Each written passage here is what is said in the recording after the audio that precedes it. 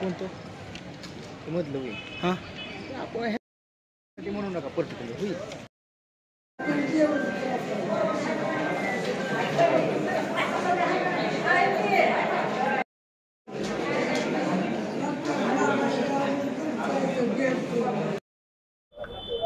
आज राष्ट्रीय लोक अदालतमध्ये मराठा आरक्षण आंदोलनातील 170 बांधवांवरील सरकारने गुन्हे मागे घेण्याचा अध्यादेश काढला होता.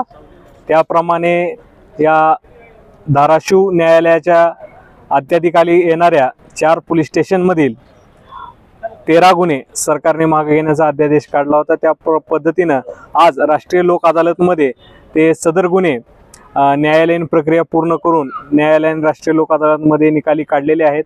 आणि अशा पद्धतीने 170 मराठा आंदोलक बांधवांच्या या ठिकाणी निर्दोष मुक्तता झालेल्या आहेत. या राष्ट्रीय लोक अदालतचा फायदा या आंदोलकांना झालेला आहे.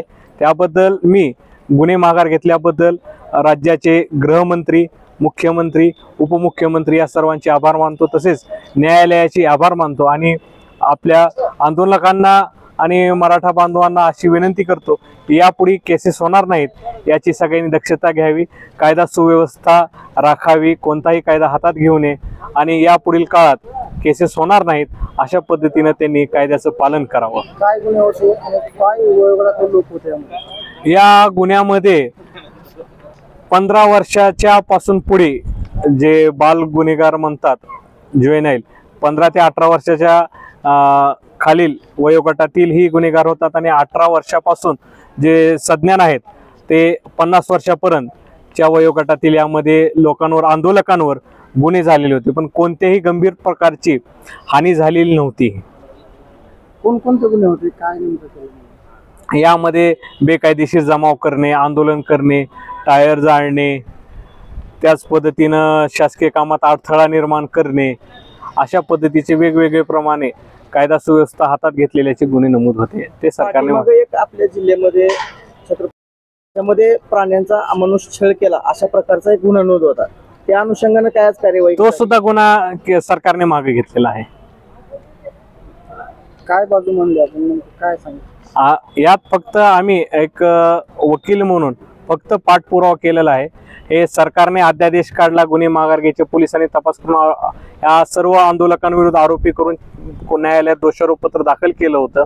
आज राष्ट्रीय लोक अदालतमध्ये न्यायालयाला आम्ही विनंती केली, बाबा हे मराठा आंदोलनातील गुन्हे आहेत आणि सरकारने मागे घेतलेले आहेत, त्यामुळे ते राष्ट्रीय लोक अदालतमध्ये ते केसेस आज ठेवण्यात आला.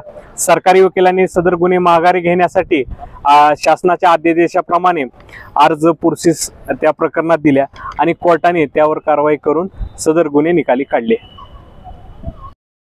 आज राष्ट्रीय लोक अदालत जिल्हा न्यायालय धाराशिव इथं भरवण्यात आली होती आज दिनांक 21 मार्च रोजी.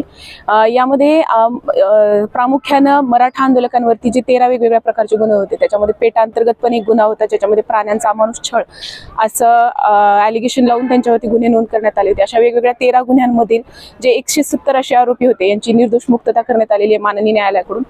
सर्वप्रथम मी त्यांचं अभिनंदन करते आणि मी त्यांना सर्वच आंदोलकांना परत एकदा आवाहन करेन की त्यांनी अशा प्रकारचं कुठलंही कृत्य करण्याच्या आधी आपल्यामुळे कायदा आणि सुव्यवस्था कुठेही दूषित नाही होणार किंवा त्याचं नुकसान होणार नाही, तसेच सार्वजनिक संपत्तीचं नुकसान होणार नाही, याही गोष्टींची खबरदारी घेणं खूप गरजेचं आहे.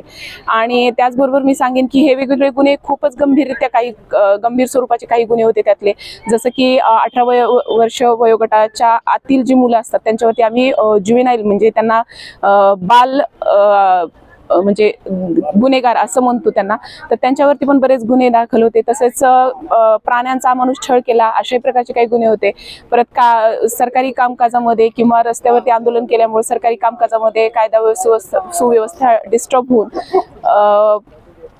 कायदा व सुव्यवस्था हातात घेतल्याबद्दल किंवा त्याचं नुकसान केल्याबद्दल किंवा त्यामध्ये अडथळा आणल्याबद्दल किंवा सरकारी कामामध्ये अडथळा आणल्याबद्दल अशा प्रकारचे गुन्हे नोंद करण्यात आले होते. त्यामध्ये बऱ्याच 170 अशा आरोपींची निर्दोष मुक्तता करण्यात आलेली आहे. त्याबद्दल गृहमंत्री तसेच आपल्या राज्याचे मुख्यमंत्री यांचं मी आभार मानते आणि धन्यवाद.